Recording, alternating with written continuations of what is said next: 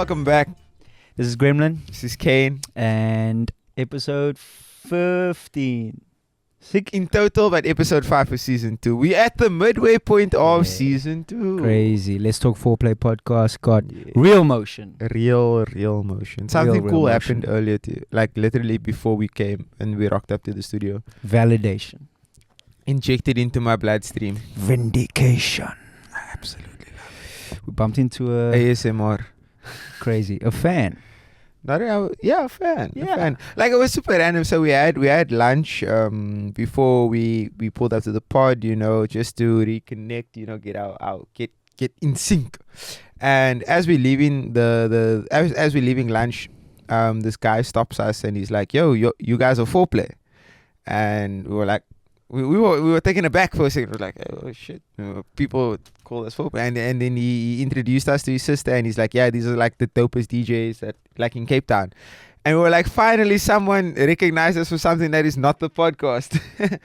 Oh, it was a dual thing. Yeah. It was a dual thing. Because that's kind of happening a lot now where people know us as the podcast guys. Yeah, foreplay DJs. And it's great. The podcast. We want this to be a success, but damn, bro. Guys, we are DJs. Yeah. By the way, just hope PDW. But shout outs DJ K. Yeah, Sir K. Sir K on Instagram. Yeah. Apparently he's a DJ producer, radio producer, audio technician, 6'2". Everything's in his bio, bro. Yeah, shout out Sir K one time, yeah. Because it was super cool that he recognized us as foreplay, instead of like as the individual Kane and Gremlin. Yeah. Instead of like, oh shit, it's foreplay. I was like, powerful. Shout out. But he didn't mention the podcast. He said he watched the mix. Yeah, he That's said he cool. watched. We didn't ask him which mix it was because there's obviously the one on our channel and then the one on the cave. We probably watched both in all fairness. You never know. We did cook on both of them. We cooked, bruv. We cooked. Oh, talking about cooking. Terrible segue. We are coming live from the Lab On Bree. We spoke about this, that it should be in our intro, but yeah, we did. If you guys have seen on our IG, so the home of the Foreplay podcast is the Lab On Bree. We're situated like in the Blue Room. Yeah, Blue Room, Bree Street. Yeah, it's actually super dope because a lot of your favorite local guys, local rappers, artists, producers, they cook up their shit in this lab, bro. Like Tembi Powers dropped in a 2-pack EP on Friday. Crazy feature with Ziggy on there, and it's not a drill feature. It's a rap song. Like boom bap vibe or what? Nah, it's like melodic kind of rap, but like very hardcore because Tembi is a lyricist, so he raps. That's what I'm saying. But what's the beat like? More melodic-y. I wouldn't really say it's boom bap like that. A little bit trappy. Yeah. Okay. And then it's the first song it's the first rap song that Ziggy's on because everything Ziggy does is drill. Yeah. And it's a dope feature, for like for Ziggy's first rap song. He actually carries himself really well on it. Okay. You should definitely give that a listen. Powerful 2-pack though. And they had a couple studio sessions in the Lab On Bree. Obviously Baker the producer, shout out Baker. They were posting like snippets and stuff of them working, and it's in the Lab On Bree. And shout out was Baker. You guys must clean up here when you're so done, bro. Menus are like. Apparently the studio sessions consist of Hans twerking on the sofa. Hey yo, is that the inspo? The sofa. We sit on the sofa, guys, please. But shout out Tembi one time. Powerful 2-pack EP Butaf. Kegi, send the DJ shout pack, out man. Tembi. I don't want to struggle with it. Yeah. Send a DJ pack. Come now. We had a whole podcast about this, the DJ. And we know you guys recorded it here, so you can't say you don't have the files or whatever. Actually, we should just unlock these. Nah, man, Baker come with his laptop and he plug in and they control everything. Yeah. But shout out. Let's get into some comments as we usually do from last week. Some really great comments. Yo, there was a spicy one on YouTube, yo. Very spicy. You want to get into that one first? Shout out Daisy as always showing love. Ibi always showing love. Jamie Jamjar, probably our biggest supporter. Yeah, no cap. Alongside Daisy. I think they're gonna have to get, one day rewarded or something. One day I think remember we said we're gonna have an open panel discussion as a podcast episode. Yes. I think season finale for season 2 should be that. Great idea. I think it should. Brody's happy. Like and even here in the studio, like there's enough room to set up a couple chairs, and we can have the open format discussion, and we can obviously have a little mic, a DJI mic that we can pass on to everyone to ask a question. Okay, maybe the studio is not big enough for that, but there is space within here. We can actually just use the blue room. Can use any part of the space, actually. Yeah, I think it should be that season 2 finale, open panel discussion. Safe. Have all the homies who showed love, and also just people who's interested in the chat. Pull up, we can make that happen. Perfect. I mean, yeah, Jamie even said would love to come out, say hi, and shake hands and meet in person. Another person, I don't know who this is, 17 minutes. They seem to be commenting a lot.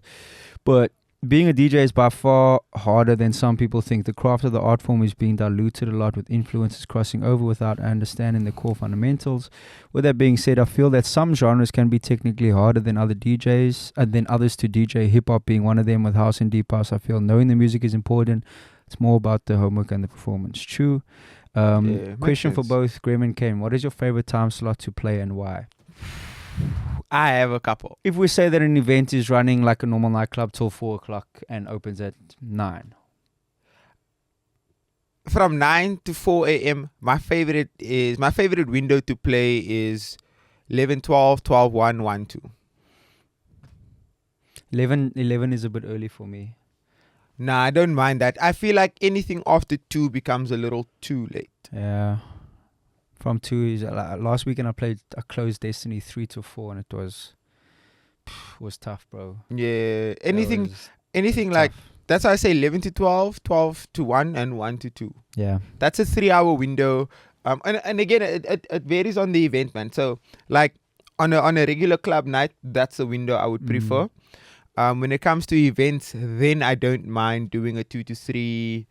A 2 to 3. That's like obviously the latest that I would want to play at an event, because events are dedicated crowds, man. So people will stay out longer. Whereas on club nights, people tend to leave after 2 a.m. Yeah. It becomes a bit stickier. And also on club nights, people also show up to the event fairly early, or to the space fairly early. That's why I don't mind. Yeah. Really? Yeah. I've seen a lot of spaces where 10 to 11 is that fill up hour. So by the time 11 comes around, there's a good amount of bodies in the space already. Gotcha.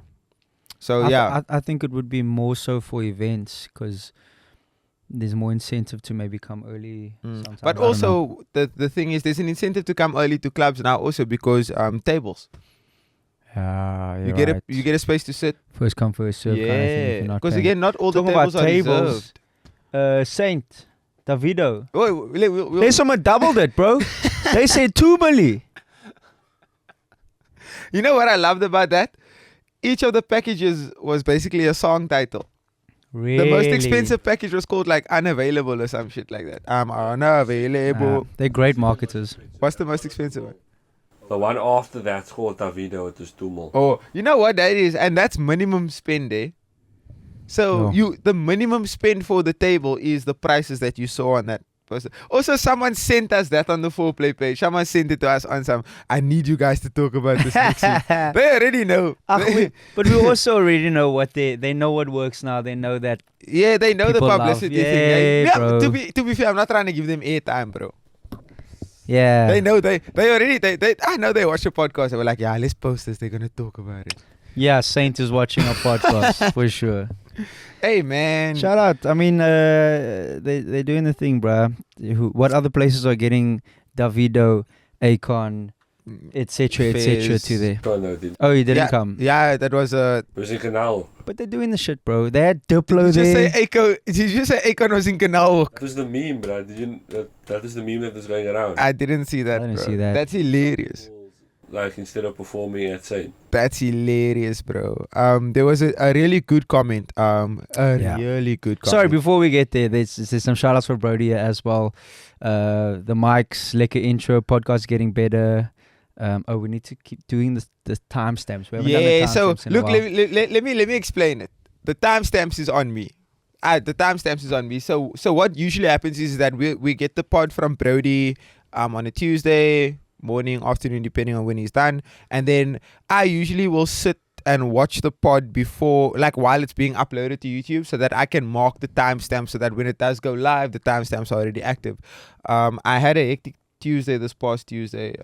So we obviously were prepping the suits and sneakers event that we had on Friday. So all the admin and attention was there. So all I could really do was upload the pod. We're proving it again. Remember last week I said, this here is a priority. Should be a priority. I don't want to hear this. This should come before everything else. It's yeah. Me and Kane got shit going on, bro. I see how this is going now. I'm just gonna look at this one. Yeah. But yeah, let's so, get into this comment. Yeah, so that was the timestamp situation. I was a bit too busy on Tuesday. I didn't really get around to it. But now don't worry, I'll do better this time. I'll have to admit, I got more time on my hands. I have to admit, I've forgotten 2 weeks in a row to post on Twitter and TikTok. Yes, you did. Yeah. And that's his job, no? That's his responsibility. Yeah. It's falling apart. Yeah, it's completely falling apart. Somehow we're getting more successful, but we're doing less. Just catching on cock. Yeah. But now we need to get back on our Zoom. Now I do think now because of the free time between all the men them. All the men have free time. You want to talk about this? No. Okay. Ooh. Let's not talk about this. Why not? It's my personal life. Put that shit out there. Don't worry, man. We'll talk about it. As if it's going to be like a big thing. But we'll talk about it when I'm ready no to problem. talk about when it. he's ready. When I'm ready. All right. Anyways, but yeah, Fair. let's get into this comment. So Yes. last week we had a segment on the pod, right, where, we were kind of talking about how DJs go about playing and like versatility aspect of it all and like playing multiple genres in one set. Talking about new DJs and why they want to become DJs and then uniqueness also and like in terms of like technique, Is like uniqueness a scratching. word? Uniqueness. Uniquity. I don't know. But like in terms of like Uniquity. scratching and like just mixing up your set and being versatile and that. So your point of view was, this is the other person described it in the comment, like your point of view was it works well if it's done tastefully. Yeah. And then my point of view was don't scratch for too long and don't be switching in between too many genres in one set. And then the person basically said, how then do you encourage and grow the individual aspect within your industry if we all like different things? Who decides what is tasteful and what isn't? Are you wanting aspiring DJs to find their niche, or are you wanting them to learn how to play the way you do in order to be considered gevaarlijk? A little bit of spice in there, but I like a it. little spicy. I'm not gonna lie, I really enjoyed the comment, Yeah, bro. I me think it was too. a dope comment. Shout out to the Makes you person who start commented. thinking, yeah. But look, it wasn't put out in the context of, you need to play this type of way, or you need to look at it in that type of way. It was more so to say that when people do start DJing, it makes sense to focus on brand and identity, especially in the current climate that we're in and how our industry works, where brand and identity takes preference to skill and performance. I always think about it this way. If you coming to me and you saying to me, I heard this, I saw this DJ, and they were dope. I'm going to say to you, who are they? And I maybe don't know who they are. And I'll ask you, what was dope about them? There's a number of things that you could say that made them stand out, right? That's how I always think about it. What is that thing when the conversation happens and says, this guy scratches really well. He does word plays. He does acapellas. He plays the drums. He sings. He plays the saxophone. He dances. He's got great stage presence. He can MC. What is he or she, anybody, I'm just saying. But it's like, what is that selling point? What is the thing that makes you go, this was really dope, instead of, oh no, they played well. They played nicely. Yeah. What is the thing that stood out? But you see, so I look at it from another standpoint. So I look at it from a brand and identity standpoint. For sure. So because again, if someone comes to me and they're like, I just listened to this super dope DJ, they did this or they did that, my only reference point from after what you said is your Instagram or your social media. So if I go on your social media and what this person tells me does not translate to what I see there, then it's hard for me to go and say, okay, maybe. Because now I physically have to go out and I have to go listen and I have to go see what the energy is. Or dive deeper. Yeah, it's not and on then the I can say, okay, valid or not, you know. So that's why I said, and that's why I phrased it in that sense where brand identity and a niche, for example. Because remember, I said rather be known for something, or rather master at one thing than be a jack of all trades and a master of none. That's why I put it like that. Well, that was their question. They said, are you wanting aspiring DJs to find their niche, or are you wanting them to learn how to play the way you do? But that's the thing. Like for me, when you find your niche, it's a lot easier to then learn how to excel in that realm. Sure. So like, for example, my niche is hip hop and R&B.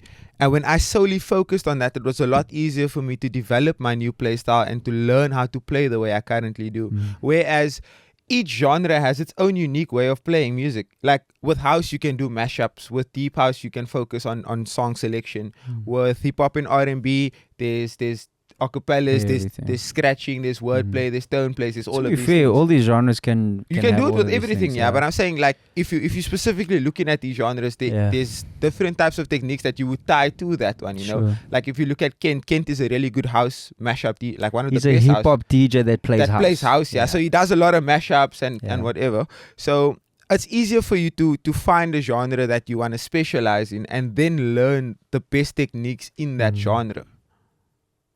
Than to play everything and then not know what the best technique is for you and your play style. Okay, so what you're saying is, instead of saying, like we said, being the person that says, I play everything, do you play everything in your set, in your performance? Are you able to be put in any situation and adjust to that situation? That's kind of like, when I say I do everything, I truly mean like, you can put me in any situation and either I'm already prepared for it or I can prepare for it and do it well. So if you're going to say, I play everything, like, and I put you on a lineup, like, what are you going to do? I have no idea what you're going to do. It's not I play everything and then you run through 6 genres in your hour. Yeah. It must be, I can play everything. Like I tell people, no, I specialize in hip hop and R&B, but I can play house. I can play house. That's it. Not that I'm going to, but I can. So if the situation calls for it, I can, off my hour, I can take 15 minutes and I can take over from my house DJ, keep the house energy until the time to switch is appropriate. But I make sure that whenever I do that, I keep it to 10, 15 minutes max. I don't go more than that. Talking about different genres and multiple genres, let's talk about 3style. We have a 3style champion in our midst. So why don't we unpack what 3style is? And Brady was waiting for that segue. He was. We're killing the segues today. He's been, bro. This has been Brody's chat, bro. Like, he's been trying to get you to talk about 3style and the Red Bull stuff. I got PTSD, bro. But, you know, let's just start from the top, I guess. You want the whole story? Well, first, why not? 3style is and what people, because people might not know it. Okay. Yeah, So- the new gen definitely wouldn't pay So, attention to it. I'm going to say early 2010s, maybe, round about there. Red Bull started a DJ competition that tried to focus on the party rocking club style DJs.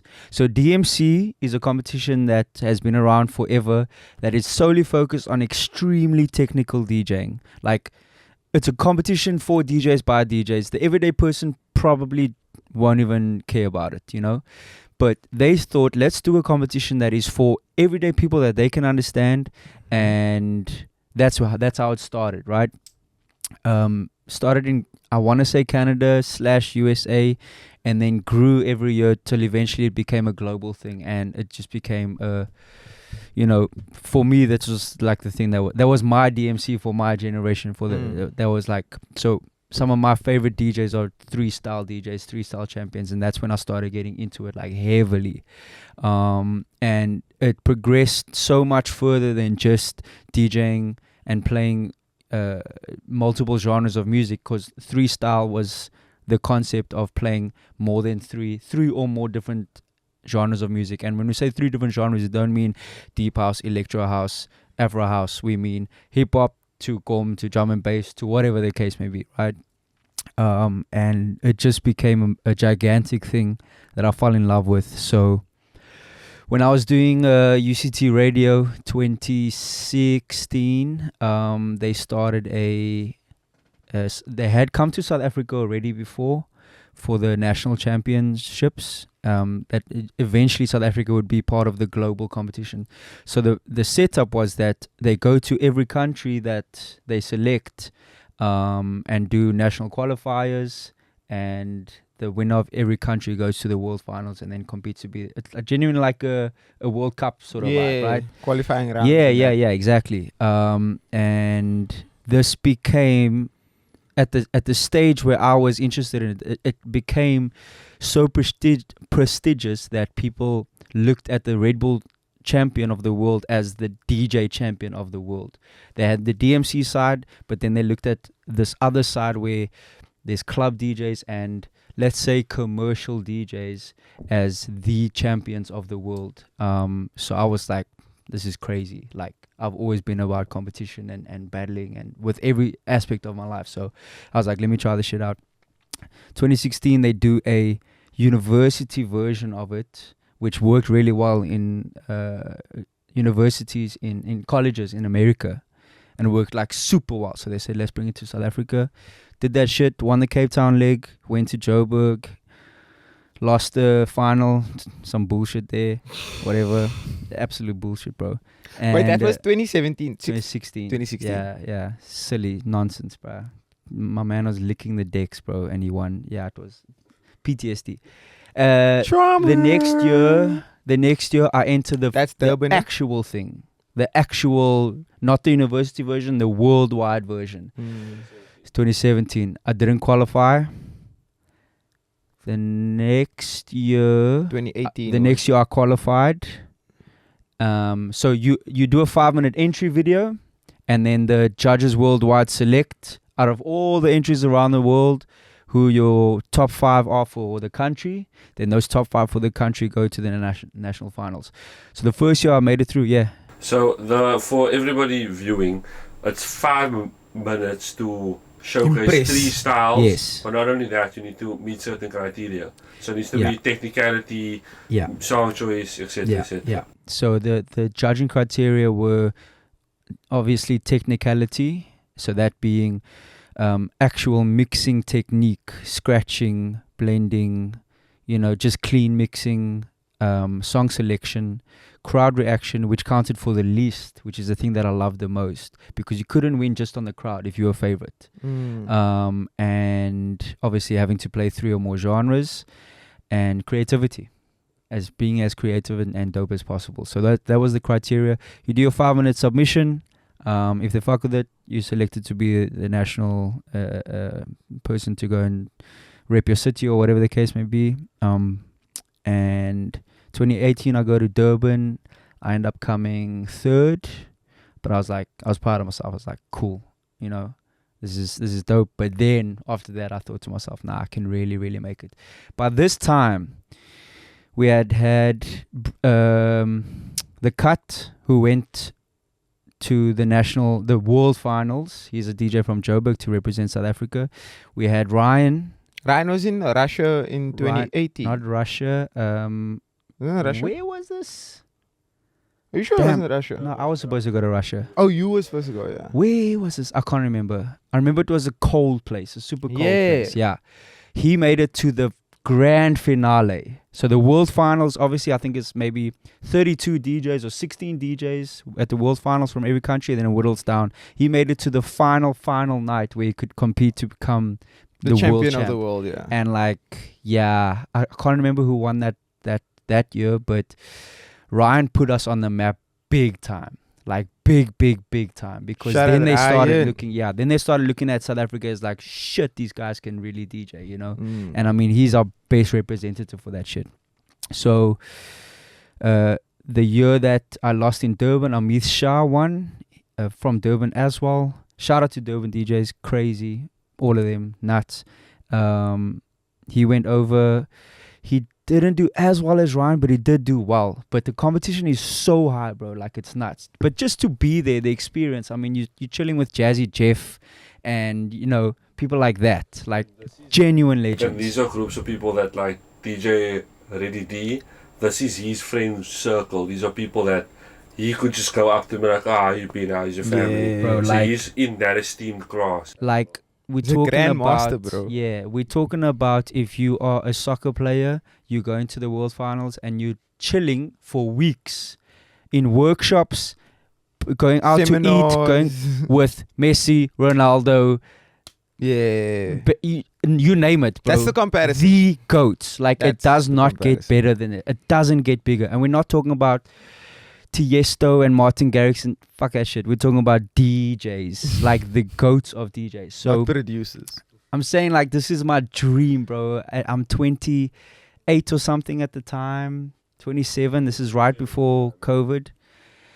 2019, I enter again. I'm like, I have to win this year.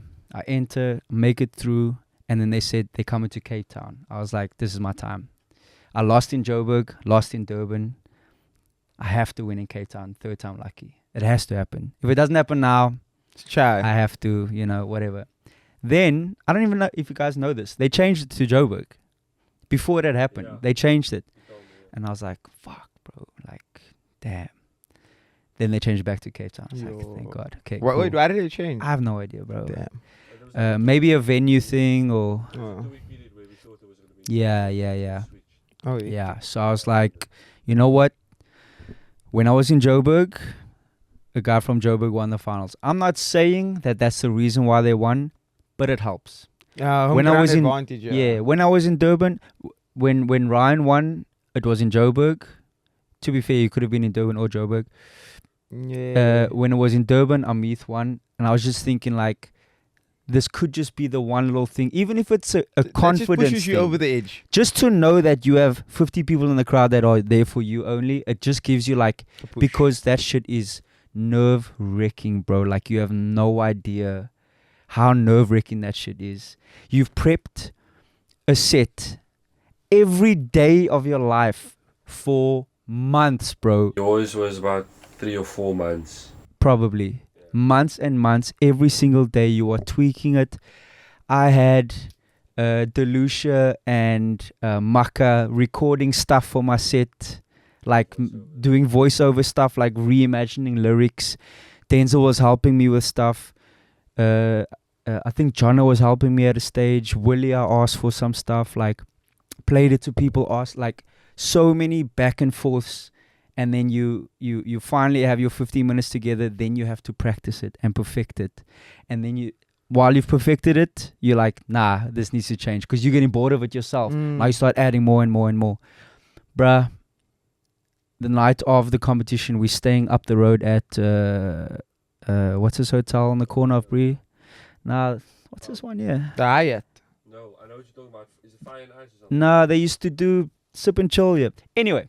All of us are staying there. All of us are staying there. I brought my decks to the hotel. Bear in mind, I stay up the road, bro. I stayed at the hotel because we're all staying together.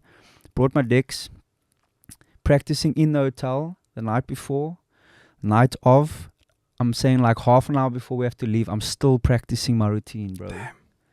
It is such an intense 15 minutes where every single thing matters, bro. The way I did it was that if I don't execute this part, it can't carry on. So it's like, there's not a thing of, oh, the song can carry and can play on. Like, no. It has to happen at this point exactly. Like, the pressure is just nuts, bro.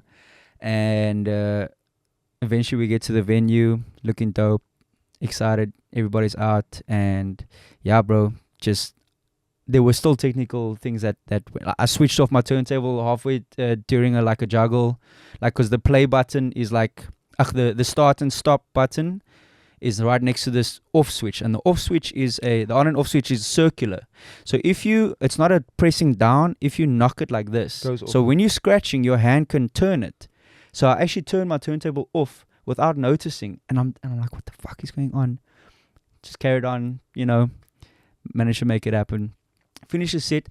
All that pressure that you've been building on for months and months and months. You're thinking, I just want to win. I just want to win. I just want to win. When that set is done, you're just so happy it's finished, bro. You almost don't care what happens. You're just like, I can relax now. Yeah. You know what I mean? Like, whatever happens, happens. But obviously I wanted to win, bro. But I had a really good feeling that night. Like, just something was just telling me, like, I think I had it in the bag. There were no doubts. There were doubts before. Cool. But after the set, you were chilling. Yeah. And I mean, the judges every year are not local judges. They'll have one local judge as a rep, and then like previous world champs as the other judges, and they're the ones that go all over and judge. Your year was Reddy Diaz, the local, and then the international was J. Espinoza, and was Headspin, and the host was Easy. And yeah, I mean, these are just world Espinoza champs. is crazy though. Bro, world champs. On So the winning set also. firstly, yeah, to DJ in front of them is one thing, and then for them to judge you is and another to say thing. that's the one. You know what I'm saying, bro? So it's like, yeah. And we actually chatted about this before.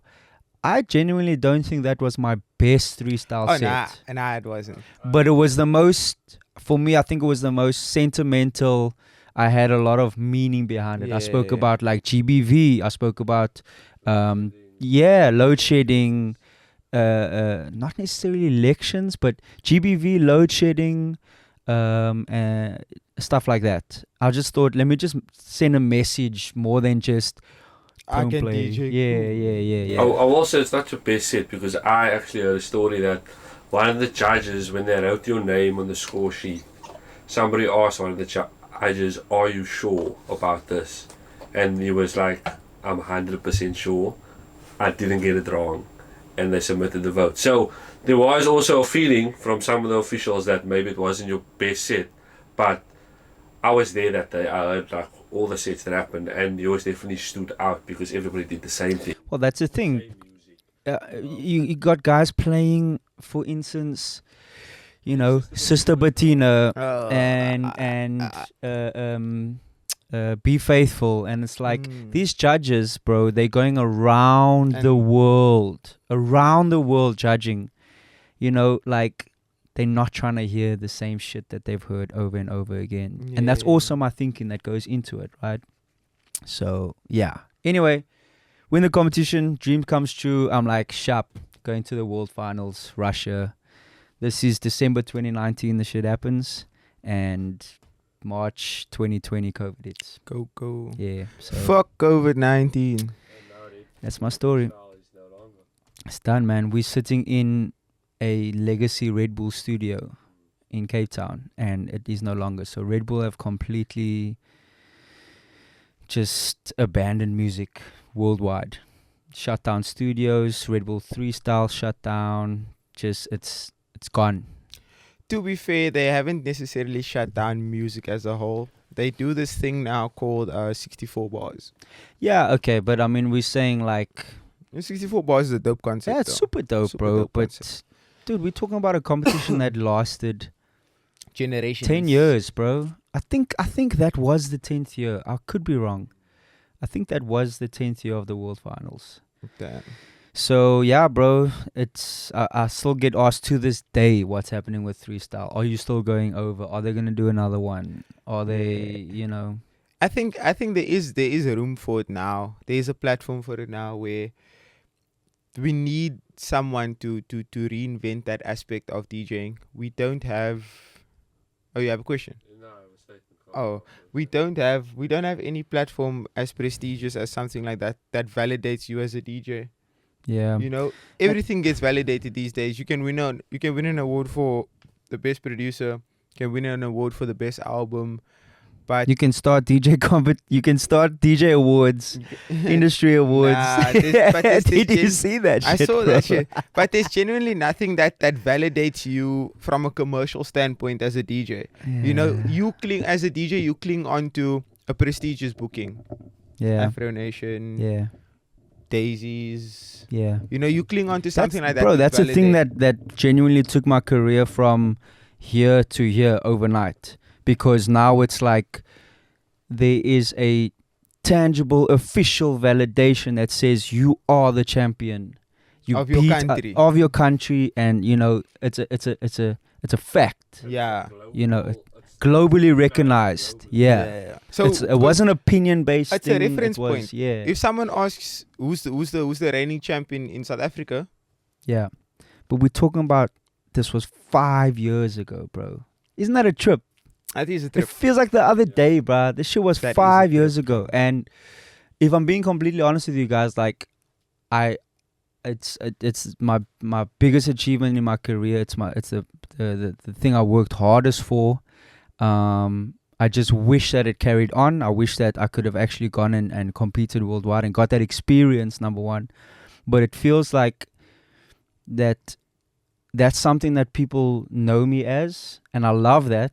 I really do love that. But it's like I don't want that to be my legacy, because it's already been 5 years now. Do you know what I mean? There needs to be something else on top of that. You know what I'm saying?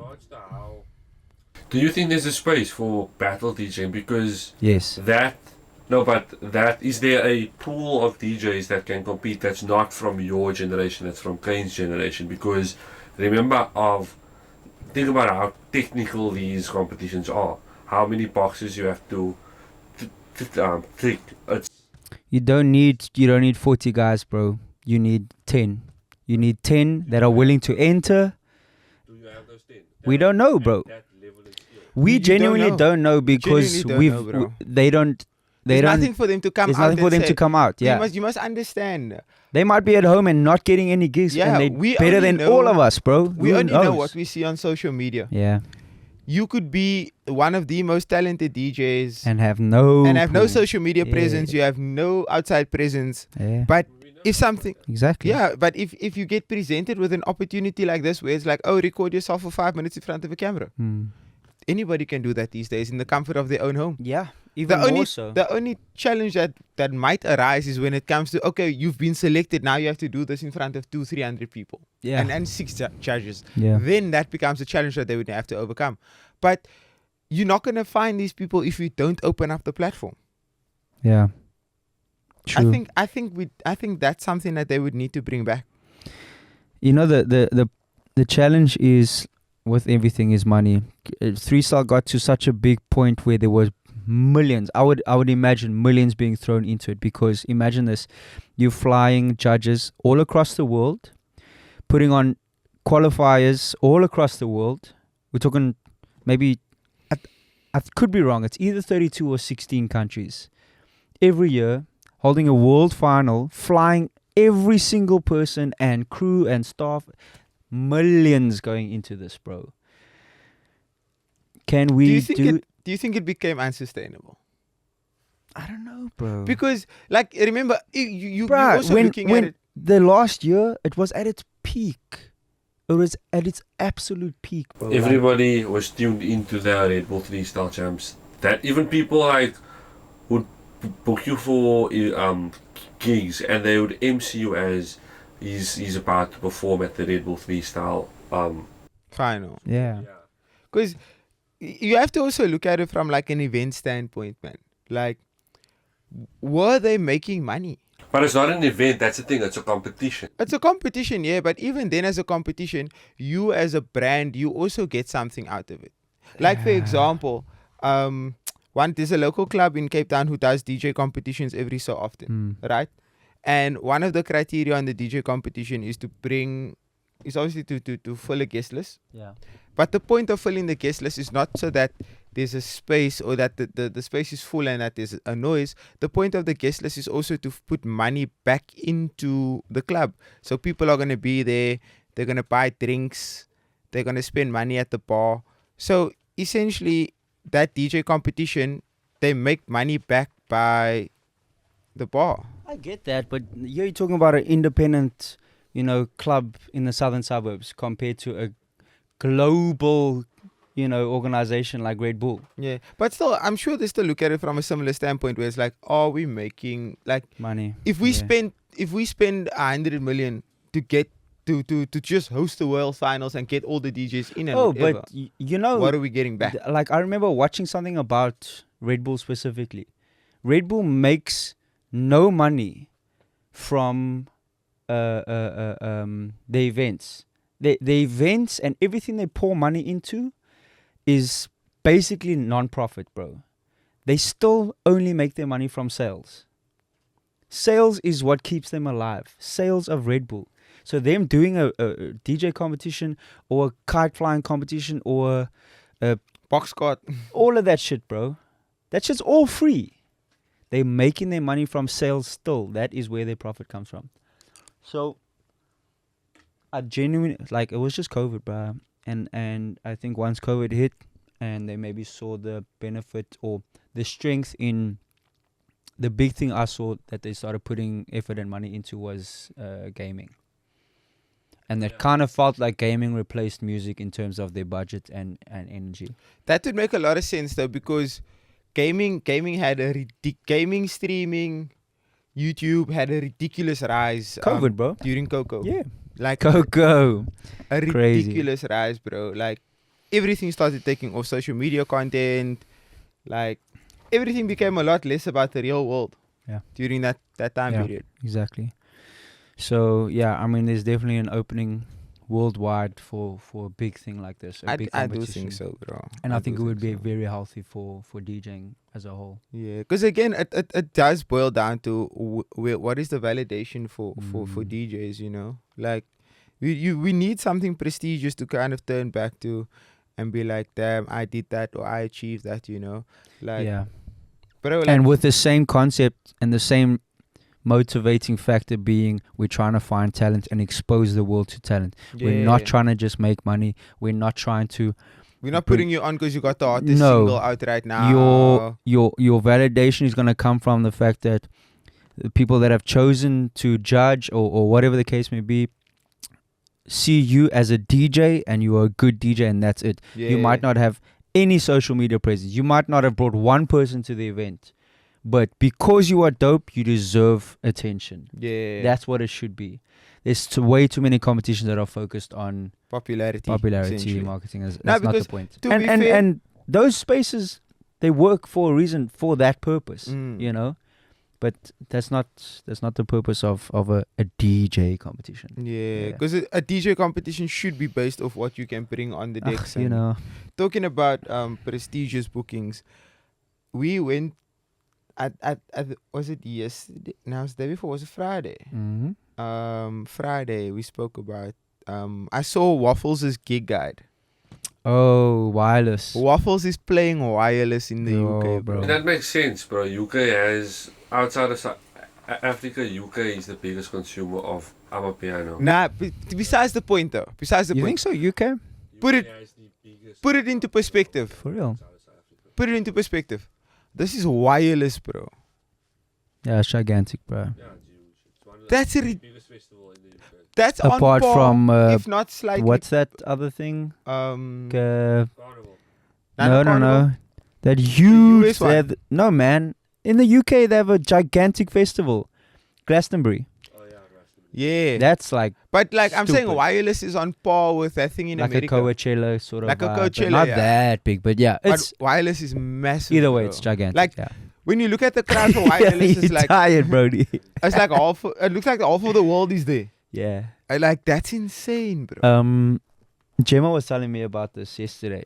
He saw a clip of Tomorrowland, this past one that just happened, and AVB Armin van Buuren was his performance. Now, I mean, this is a guy that's like, you know, tried and tested from the old school. Man's for like 40 years in the game Actual or some legend. shit. Yeah.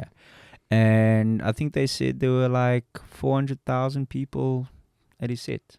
That's insane. Like bro. you don't see the end of the crowd. It's just hills. Also, the hills just go up all the way around. It Imagine doesn't stop. 400,000 people on the dance floor. Imagine 400,000 people in general. Where have you ever seen 400,000 people in one place? Never, bro. Imagine that's you for your DJ set, bruh. How do you even have enough sound to reach the masses, bro? It's gigantic. Now I've seen bruh. the stage. It's like it's silly, but Can you imagine us doing 400,000 at Tomorrowland, starting with get it sexy. Yeah, no, Get it think of the sexy. shit with a fart intro, like damn, That's fucking insane, bro. ridiculous. But yeah, like the whole wireless chat and like prestigious platforms is like that's the only validation we have these days as like a DJ. And also, we saw that Daisies dropped 2 headliners back to back. Yeah, interesting. I mean, one is a repeat, Smino from 2019. Was it 19? Yeah, was 19. Yeah. And Was that your first Daisies? Nope. 2022 was my first Daisies. crazy. Yeah, 2020. I'm gonna keep it a buck with you. Pre-COVID, He went to a Daisies and played the next year. The very next year. Yeah, you see. Nuts. You looked at that. Conversion Nah, rate. man. Pre-COVID me was a very different person, bro. Pre-COVID me had no interest in nightlife, had very little interest in DJing, had very little interest in like the broader aspect of what this industry is. Or pre-COVID me was very much. You were like just out of high school, basically. Nah, I was out of high school since 2016. Yeah, same. Oh. Same as me. So I was very much on some. I need a job.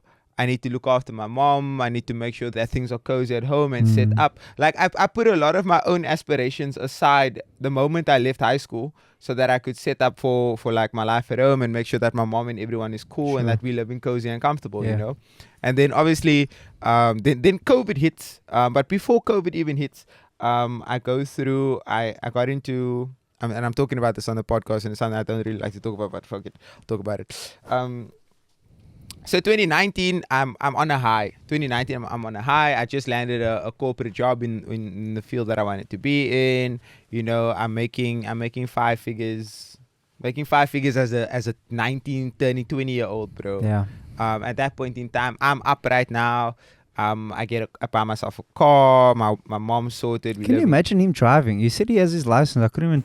I've seen him Picture. drive once, and it wasn't like driving. I seen him pull out of like a parking space and drive away from me.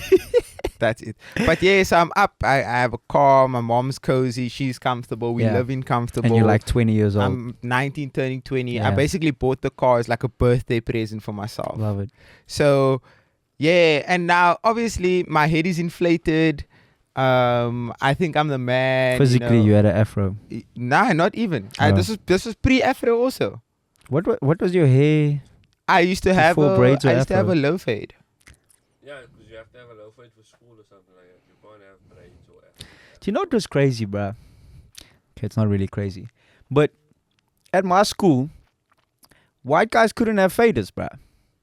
Was that But if you're specifically colored or for black, white bruh, people? you could have a fader. That's insane. What the hell is that, bro? That's what's Like going if on? you had Berkeley, That's if you had like Fuck a you, zero, like a 0 to a 1, like yeah. Nah, can't happen. That's insane. Anyways, so yeah. So I get into October, nah, I'm lying. November. November 2019. I get into a car accident. My car gets written off. Heavy. Yeah, car accident, car gets written off. You were I was hurt? fine. You were I was fine. fine. Yeah, luckily escaped unscathed. You did tell me about this. Trauma. Yeah. I ran into some issues with the insurance. Insurance refuses to pay out. We get the story about everything. We get truthful statements about what exactly happened on that particular day. Insurance says no can do. So obviously now I've never been through anything like this before. So I have the car trauma. I have the debt involved with it as well. So I'm paying off a car that I don't have. And I just spiraled, bro. Like I'm defeated at this point in time. I don't know what to do. I've never dealt with anything like this in my life before. And now the worst part about it all is that I start to feel so unfulfilled. Like I start to look back at my life since leaving high school and I ask myself, like, what have you done for yourself? What have you done to fulfill yourself and to chase your dreams, to push your goals, to fulfill like your ambitions and stuff? Like you were very passionate about this DJ shit. You were very passionate about music. You basically spent up and had sleepless nights about this stuff, and you basically threw it all to the wayside for good reason. For good reason, because obviously Not like you were I had wasting your time. responsibilities and stuff like yeah. that. So for good reason I did. But it got so bad that I fell into a depression, and I was like, what am I doing for myself? I've lived 19 years, 20 years now at this point in time. But I have nothing to validate my own feelings and my passions and stuff like that. January 2020 rolls around and I'm like, you know what? Fuck it, bro. You could have died. Things could have been a lot worse for you. You alive. Count your days. Do what you want to do. I said, fuck it. I'm going to be a DJ. I'm going to start this thing. I'm going to go crazy. And I'm gonna show myself and I'm going to prove to myself why I had this idea in the first place. Yeah. And why I shouldn't be afraid to pursue it. Yeah.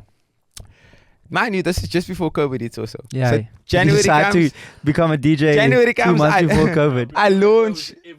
Bro, literally. January comes, I launch my DJ thing. I'm like, okay, cool. I'm a DJ. I reshape my Instagram and everything. Cool. I'm on the map. Foreign Matter just arrived.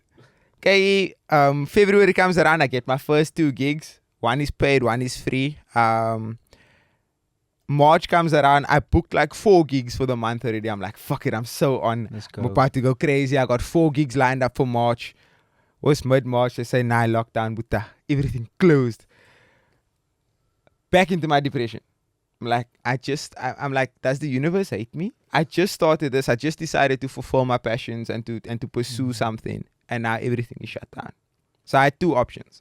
I could either sulk about it and like just be in my own head about it, or I could take the time, perfect my craft. Because I know it's going to go away. I know this shit's going to go away. Everything's going to open up again. Yeah. And I told myself that by the time it opens up again, I want to be so formidable at this thing that it's undeniable that you need to put me into these spaces. Spent the next 6 months, every single day, 6 hours a day, just playing music, to the point of where my mother would get upset. She'd be like, "Can you put that thing off now? Like, can you relax? You've Put played the games off now." Yeah, you've played the same songs for like you played the same songs for the last 6 Damn, hours. bro. Like, can you just put it off? Genuinely. And it got so hectic to the point of where I would practice certain transitions 10 times in a row. I must hit it on this time. Perfect. That time. Yeah. Did that for 6 months in a row. Eventually everything starts to open up. So now remember, I'm not known for anything. I'm not known for me as a person. People have never seen me out prior to COVID. And even before COVID started, I was out for that 2 months and never been seen outside again. So now I start going out and I start obviously DMing, getting gigs and whatever. And I just tell myself like, yo, when you step to the platform, make it undeniable. Make it so that when they see you again or when they reach out to you again, it's locked in. Did that, bro. Went insane, got known for hip hop and R&B, developed a niche. And then I hit a stumbling block and I'm like, I've done this for like the better part of 2020 into 2021. So this the first 2-3 months of 2021. I'm like, what can I do, bro? What can I do? I'm like, let me actually see when exactly. And things started kind of opening up again, because I remember them booking me for Daisies 21. Because Still got a contract and everything, and then we went that isolated back into Daisies. it. Yeah, that isolated Daisies where it's all like in a courtyard thing. really? Yeah, remember they did that. They booked Stormzy and everything, Yeah. bro. It was huge. I don't know if they did that. Nah, it was supposed to be that because they announced how they were gonna like create the isolation thing and keep people separate from each other. So yeah, so 2021 I go through still the Foreign Matter phase and I'm still pushing this whole brand and I'm still like, yeah, let me perfect the craft and become a really good DJ. And things are kind of opening up, so you can kind of get gigs. Yeah. And then I hit a stumbling block like throughout, like closer to the end of the year, going into 2022, and I'm like, I'm not doing enough. And when I say I'm not doing enough, I'm not doing enough from a brand perspective. Instagram's not growing. I'm known for something, but I'm not known for like just like in the broader population. I'm known for music and I'm known for DJing, but it's like the brand isn't appealing, man. The brand doesn't stick. People don't necessarily gravitate towards it. And I'm like, what's going on? So it was basically that situation where if you walk into the club and you hear me play, you'll be like, oh shit, who the fuck is that? But when you leave the club, you're not going to remember my name. My name is fucking Foreign Matter. Who's going to remember that shit? It's a hard name, bro. It is a hard name, but also I understand. But you see what I'm saying? Because when you made the transition, I was like, this is so much better. It's easy to. Yeah. And not just that, I didn't have, and at that point in time, People can't spell foreign. yeah, I didn't have a Some people won't consistent, say it either, clearly. I didn't have a consistent look. I didn't have a consistent feel or energy. And I was also that man genre hopping in between my sets, man. Even though I was known for hip hop and R&B at the time as well. I was also genre hopping. I was like, nah, let me actually sit down and do this thing properly. Came up with Kane, did a rebrand shoot. Now I have a look, braids. I wear black all the time, or I color coordinate my outfits. I do hip hop and R&B, but to a bigger extent now, to a crazy extent. I focused on the craft, switched it up, became more, how can I say, flexible with how I play the music, and obviously developed a niche for how I play now. And then after that, May 2022, shit took off. Genuinely. Shit took And off. that's how I got to play Daisies within like 3 years. Not even if you. I still think about it, bro, because 21, you really went in. We met around about that time. Saw you at a few gigs. Booked you? No, I didn't. No, you didn't. You came to one of the events. Yeah, I came to right here, right now. Yeah. Then I did Daisies and I saw him in the front row. Remember, we still have that video of him. We thought he was tweaking, bro, but he was just like this. Just chewing gum. I was in awe, bro. And then next year he's playing the same stage, bro. Nuts. Unreal. Honestly, a wild experience, bro. Because like after every year, I sit and I self-reflect and I'm like, okay, cool. What do you want to do in 2023? And I remember leaving Daisies 2022, and I told Ashton and I told the team, and I'm like, yo, next year, it's an all paid expenses trip to Daisies. I promise you. I'm telling you now. It's Daisies. It's October 2022. I'm telling you now. October 2023. It's gonna be an all expenses paid trip to Daisies. Artists, everything. That happened. 2023 or end of 2023 rolled around. I said, okay, cool. You did Daisies. What do you want to do now? Obviously, the goal is to go back there. The goal is to book a couple extras. But the goal is also now for me to turn the cave into something of that nature.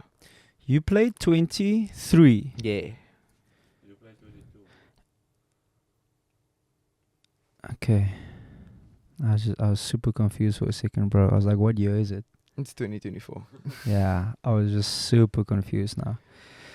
It's a trip, bro.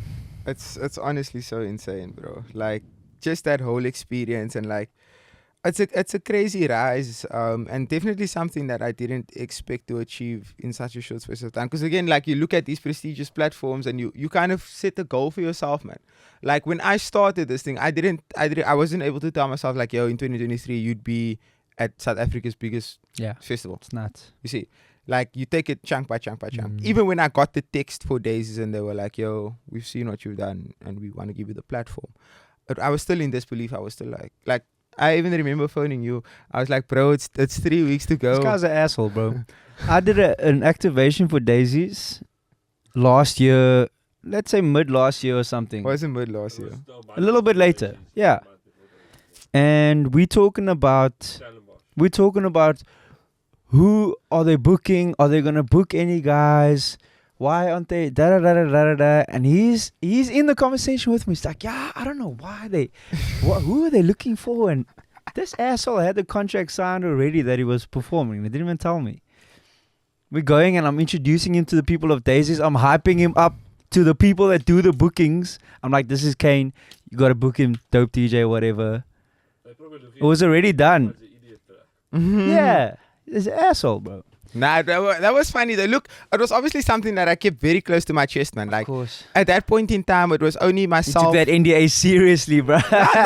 Not even. It was only myself, Ashton, and Mia and Aiden that knew. Like, I didn't even tell the camera crew. Like, I didn't even tell the guys. I didn't tell Jason or Gio at that point in time. I didn't even tell Josh.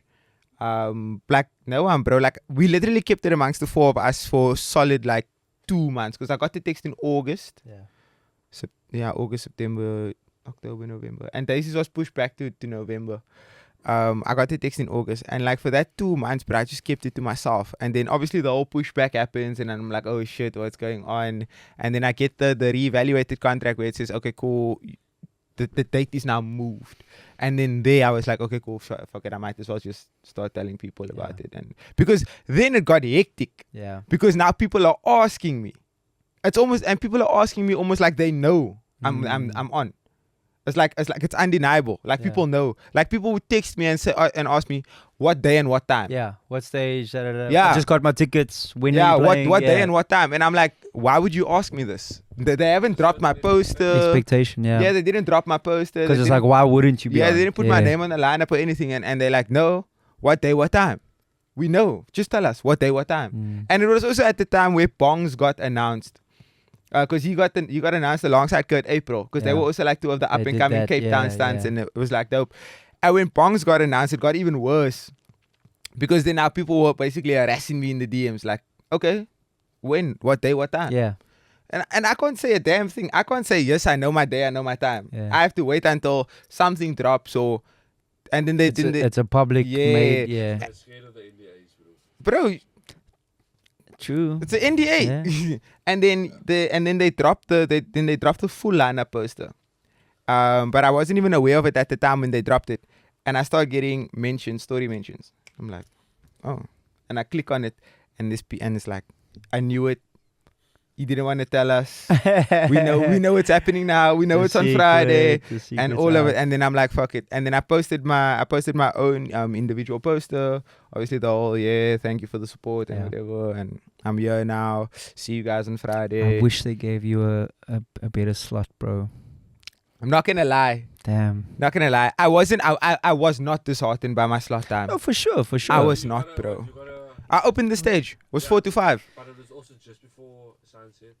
I do think we spoke straight after you On said. day one, eh? Day one. Yeah. 4 Day to one 5. opening the stage. We Bro. spoke straight after you said, and to be honest, I told you could have gone, you could have played at about 7 or 8. Yeah, look, like I said, I was very ecstatic about everything. I was super hyped up about it. And then At the end of the day, you're playing a huge stage at Daisies, bro. Yeah, It doesn't bro. matter, but like it's just and then they could have given you a bigger slot. yeah, but look, again, it's my first time out there. Yeah. I genuinely didn't mind. And like I knew like again it may come across cocky, but I know who I am. I genuinely know who I am. I know for a fact that people set the alarms Yeah. and they knew that 4 p.m. I have to be Yeah, at yeah, yeah. Heineken House. Yeah. And I promise you, literally 10-15 minutes into my Heineken House set, boom. Yeah. Like boom. And like it's there was- nerve-wracking because you think that people aren't gonna come because it's 5 minutes to go and no one's there, and it's like people are drinking. Yeah, they and they walk in their into the tent. They're stage and they're walking pulling like up. they there, like bro. They're gonna it was support. literally insane, bro. And then literally like 10-15 minutes in, boom, people. And I'm going in, and it's obviously it's an hour set, and I'm going in, and obviously I cut the music and whatever, and I say thank you to the audience and to the people who put me on. And I walk, as I'm leaving the stage, like the sound engineers at Daisy stop me and they're like, it's been a minute since we've heard a set like that. And reminded, this is the same sound engineer people who do Cotton Fest Yeah. and like who do stage production. Yeah. And they're like, it's been a minute since we've heard a hip hop set like that. Like, it's love it. crazy. The people who do sound and do the pyros and stuff like that, they are so in tune with what's on the scene. Because when Calvin played in 2022 or 20, The year before. yeah, they would talk to me behind, like backstage, and they'd ask me about your set, or they'd tell me, oh, we've never heard this before, oh, he's rocking the crowd, oh, there's 4,000 people standing here now. Like, they are very They have They to be, locked bro, in, because bro. they need to pay attention to every single moment that's happening. Yeah. They coordinating the energy with you, so they really know what's going on. So like Yeah. that is, for me, it's one of the biggest compliments. That's bro, from, validation, bro. yeah. Because what even happened is that obviously, like, we got to drink at the Heineken House stage. So every day we'd like just pop in, go get Oh, a you dope. got that pass, that weekend pass, yeah. Go in, get a dope. And every time we would go get a dope, like the stage managers, they would still stop me and they'd be like, damn, we still can't get over it. Like we've By been the here third for, day, it's yeah, we've still- been here for 2 days already. We still can't get over it. Like, it's insane what you did. And me, I'm a shy guy. I'm like, damn, how do I say thank you? Like, Yeah, thank it's you. weird. You don't know It's what weird, to say yeah. because But- it's Nah, we cooked so hard, and like that experience as a whole was insane. I mean, that was crazy because it was you, Mia. Yeah, Mia played at the Jagermeister house. and that shit went. Still can't get over it because I heard the last 20 minutes of her set and then you played after, I think. Nah, that she played the Friday. Nah, but didn't she play the Saturday? Nah, she played the Friday. Regardless, bro, there was that Heineken house was going crazy in the set. I was standing on the stage and I felt like the floor was gonna fall through. Yeah, that was at Jagermeister House on the Saturday. Yeah. Because, and you know what's crazy about the Jagermeister House one? So Bro Clubhouse did a takeover for 2 hours. And they gave me 1 hour, which was the Saturday. So it starts off mellow. People start trotting in because they know it's the Pro Clubhouse takeover. So Yeah. people start trotting in. So for the first 15 minutes, I'm mellow. I'm not doing anything crazy. I'm just warming up the people. When I saw the numbers, I said, nah, let me go in. Because then one of the broke boys comes to me and they're like, okay, you can pick it up now. Yeah. I said, say less. Let's go. Bro, I walked in there and I got covered in dust, bro. they were moshing so hard, no, on the floor and like on the way the Jagger House is like constructed, Yeah. that the bar manager at the Jagermeister House came upstairs and he said, can you please turn it down? Love it. Because like the container itself that we were on was Not my shaking fault. uncontrollably. And I looked at him and said, hey man, It's not me. shit's iconic. Like, imagine the It's storyline. iconic. Imagine the storyline if Jagermeister thing collapses. But just imagine the storyline. DJ dies while 40. DJ kills 400 people. Yeah. But 'cause he dropped the beats. That's poor. Cause shit's like, bro, It's it would have been a silly storyline. Like, you know that happened to me at Hallmark House as well. Yeah. I didn't tell you the story, never already. Stop it.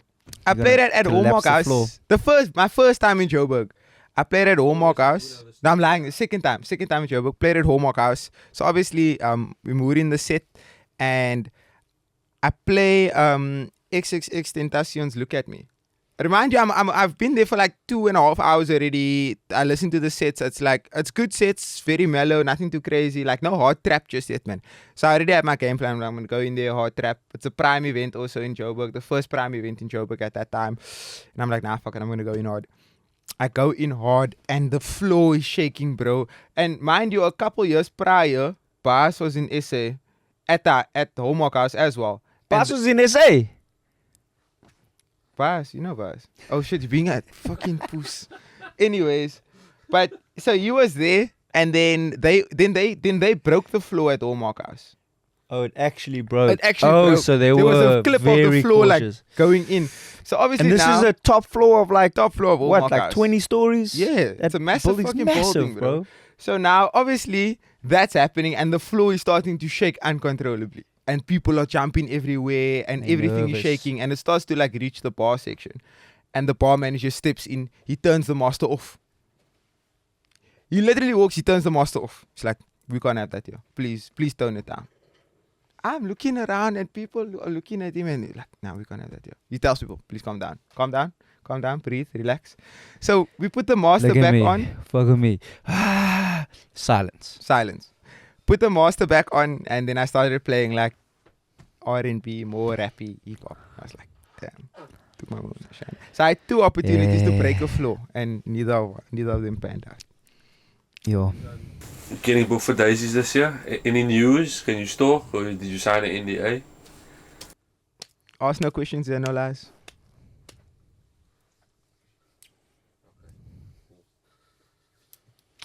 Mick Jenkins. You're a Jenkins fan, eh? Yeah, I'm a Jenkins fan.